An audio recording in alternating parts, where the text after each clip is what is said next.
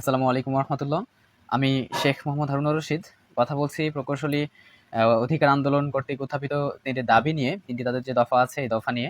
আমি একজন diploma student, তো আমারও কিছু কথা আছে এখানে যেগুলো না বললেই না। তারা বর্তমান সময়ে আমাদের বিরুদ্ধে যে আন্দোলনে নেমে পড়েছে, যে অপপ্রচার করছে, এটার জবাব দেওয়া বর্তমানে খুবই গুরুত্বপূর্ণ হয়ে দাঁড়িয়েছে। সেই জায়গা থেকে আজকে আমার এই ভিডিও বার্তা যারা দেখবেন সর্বোচ্চ শেয়ার করার আমি আশা রাখি।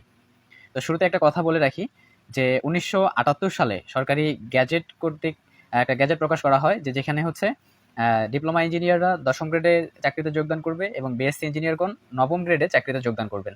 এটা একটা মীমাংসিত ইস্যু, সেটা হচ্ছে 1978 সালেই হয়ে গিয়েছে। তো এখন কিছু কথা হচ্ছে যে ওনারা বলতেছে যে আমরা কোটায় নাকি হচ্ছে চাকরি পাই। তো একটা কথা আমি ক্লিয়ার করি, আজকে ওনারা হচ্ছে অনেক স্লোগান দিয়েছে, অনেক বলছে যে আবু সাইদ মুগ্ধ, শেষ হয়নি যুদ্ধ, কোটা না মেধা মেধা মেধা। ঠিক আছে বলবেন, কিন্তু এটা কাকে মিন করাইতে চাচ্ছেন, এটা একটা বিষয়। তো একটা কথা হচ্ছে কি, যে এখানে কোটা কিভাবে আসলো? তারা আমাদেরকে একটা তোকমা দিতে চাচ্ছে, স্বৈরাচারের দোসর হিসেবে আমাদেরকে একটা তোকমা দিতে চাচ্ছে যে আমরা কোটার বিরুদ্ধে জুলাই আন্দোলন করেছি, পলিটেকনিক শিক্ষার্থীরাও সারা বাংলাদেশে আন্দোলন করেছে। কিন্তু আজকে তারা হচ্ছে আমাদেরকে এই মানে হচ্ছে যে কোটার বিরোধী যে আন্দোলন করেছি সেটার বিরুদ্ধে দাঁড় করাইতে চাচ্ছে এই পুরা ডিপ্লোমা সেক্টরটাকে। কাজেই কিছু কথা ক্লিয়ার করতে হবে, ওনারা কোটা বলতে কি বোঝাচ্ছেন সেটা আমি একটু আপনাদেরকে খোলাসা করি।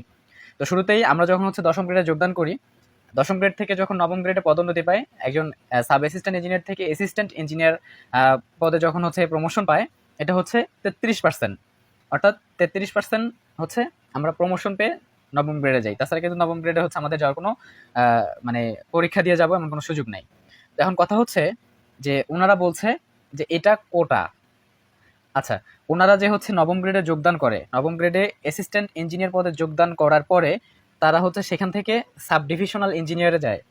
সেখানে তাদের 100% মেধা। সাব ডিভিশনাল ইঞ্জিনিয়ার তো সরাসরি হচ্ছে নিয়োগ দেওয়া হয় না। ওনারা 9ম গ্রেড থেকে 100% প্রমোশন পেয়ে সাব ডিভিশনাল ইঞ্জিনিয়ারে যায়। এরপর সেখান থেকে আবার 100% প্রমোশন পেয়ে এক্সিকিউটিভ ইঞ্জিনিয়ারে যায়, অর্থাৎ নির্বাহী প্রকৌশলী। আবার নির্বাহী প্রকৌশলী থেকে তত্ত্বাবধায়ক প্রকৌশলীতে সরাসরি প্রমোশন পায় 100%। আবার তত্ত্বাবধায়ক প্রকৌশলী থেকে প্রধান প্রকৌশলীতে তারা প্রমোশন পায়। আবার প্রধান প্রকৌশলী থেকে কেউ সচিব, তারপর হচ্ছে বোর্ডের চেয়ারম্যান, মহাপরিচালক, একদম সরাসরি 100% তারা পদোন্নতি পেয়ে সেখানে যায়। তো সাব অ্যাসিস্ট্যান্ট ইঞ্জিনিয়ার থেকে অ্যাসিস্ট্যান্ট ইঞ্জিনিয়ারের 33%, এটা যদি মানে কোটা হয়, তাহলে এই যে তারা 100% পদোন্নতি পেয়ে সচিব পর্যন্ত যাচ্ছে, এটা কোটা না? কোটার সংজ্ঞা তো এটাই বলতে চাচ্ছেন। আরেকটা বিষয় হচ্ছে যে হ্যাঁ, আমরা আমাদেরকে হচ্ছে মূর্খ বলেন, অশিক্ষিত বলেন। আচ্ছা, আমরা যে বিপিএসসি ফেস করেই তো যাই, আমরা যে 10ম গ্রেডে নন ক্যাডারে নিয়োগপ্রাপ্ত হই, আমরা কি সরাসরি এমনিই হচ্ছে পরীক্ষা দেই, 9 করে সেখানে নিয়োগ হয়? আপনাদের মতো বুয়েট প্রতিষ্ঠান আমাদের পরীক্ষা নেয়, বিপিএসসি পরীক্ষা নেয়, এরপর তো হচ্ছে আমরা 10ম গ্রেডে নিয়োগপ্রাপ্ত হই। এখন কথা হচ্ছে আপনারা 10ম গ্রেডে অ্যাপ্লাই করতে চাচ্ছেন, এবং যখন আমরা 10ম গ্রেড থেকে প্রমোশন পেয়ে 9ম গ্রেডে যাই, তখন বলেন যে হচ্ছে নার্সরা কি কখনো ডক্টর হইতে পারে? আমার প্রশ্ন এখানে, যে ডক্টর সে কি কখনো নার্স পদে এসে অ্যাপ্লাই করবে? কিন্তু আপনারা ইঞ্জিনিয়ার হয়ে ডিপ্লোমা ইঞ্জিনিয়ারদের পদে এসে অ্যাপ্লাই করতে চাচ্ছেন, এটা কখনোই মেনে নেওয়া হবে না। এবং গত পরশুদিন রেজাল্ট দিছে হচ্ছে বিসিএস এর, সেখানে 20টা পদে নিয়োগ দেওয়া হয় নাই। টেকনিক্যাল পদে হচ্ছে কারিগরি শিক্ষার পদে 20টা পদে নিয়োগ দেওয়া হয় নাই। তার কারণ হচ্ছে যে তারা দক্ষ জনবল পাচ্ছে না। আপনারা বিসিএস নিয়ে চিন্তা করছেন না, চিন্তা করছেন ছোট ভাইদের যে 10ম গ্রেড আছে সেটার প্রতি। তো আপনাদের যদি এতই ইচ্ছা হয় 10ম গ্রেডে আসতে, তাহলে হচ্ছে আপনার কলেজকে হচ্ছে পলিটেকনিক ঘোষণা করেন, আপনারাও ডিপ্লোমা করেন, করে 10ম গ্রেডে আসেন। একটা সুস্পষ্ট জবাব হচ্ছে যে হ্যাঁ, আমার পদে আমরা তো কোনো সময় আন্দোলন করি না, আমাদের তো একটাই পোস্ট সারা বাংলাদেশে। আপনাদের সরকারি বিশ্ববিদ্যালয় আছে হচ্ছে 7টা, সরকারি প্রকৌশল বিশ্ববিদ্যালয় আছে 7টা, আমাদের আছে হচ্ছে 49টা। তো আমরা 49টা সরকারি পলিটেকনিকের স্টুডেন্ট কখনো বলছি যে আমাদের চাকরির স্পেস খুব কম, আমাদেরকে হচ্ছে 11তম গ্রেডে 12তম গ্রেডে চাকরির ব্যবস্থা করে দেন? আমাদের সে আত্মমর্যাদা আছে, কিন্তু আপনাদের সে আত্মমর্যাদা নাই। আমি আবারও লাউডলি অ্যান্ড ক্লিয়ার বলছি, 10ম গ্রেড আমাদের অধিকার, আমাদের দাবি না, আমাদের পাওয়া না, এটা আমাদের অধিকার। কাজেই আমাদের অধিকারকে কাউকে ছিনিয়ে নিয়ে যেতে দেয়া হবে না। আরেকটি কথা হচ্ছে যে আপনারা যে পড়াশোনা করেন, আমরাও যে পড়াশোনা করি, আমাদের ডিপ্লোমা মোট 160 থেকে 170 ক্রেডিট, এবং আপনারা যারা বিএসসি ইঞ্জিনিয়ারিং করেন আপনাদেরও ক্রেডিট কত? 170 থেকে 180 ক্রেডিটের মধ্যেই। কাজেই এটা আমাদের জন্য প্রাপ্য এবং ন্যায্য দাবি।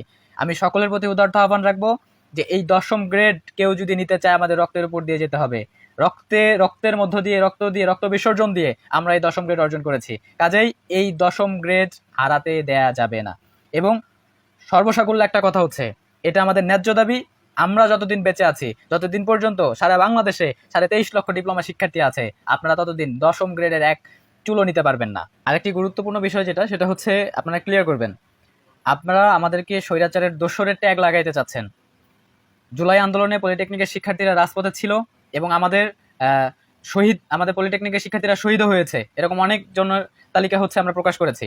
কাজেই যতই চেষ্টা করেন না কেন, আপনারা দেশকে অস্থিতিশীল করার চেষ্টা করছেন। পলিটেকনিক শিক্ষার্থীরা শান্ত আছে, তারা শান্তভাবে পড়াশোনা করছে, আপনারা তাদের অনুভূতিতে আঘাত হানার চেষ্টা করবেন না, নয়তো সারা বাংলাদেশ একযোগে আন্দোলনে নেমে পড়লে তখন কিন্তু পরিস্থিতি আরো ভয়াবহ হয়ে যাবে। কাজেই আমাদেরকে উস্কে দিবেন না আপনারা, আপনাদের প্রতি উদারত আহ্বান থাকবে, আমাদেরকে উস্কায় দিবেন না। সারা বাংলাদেশে 23.5 লক্ষ শিক্ষার্থীদেরকে যদি উস্কে দেন, তাহলে এর পরিস্থিতি আরো ভয়াবহ হবে।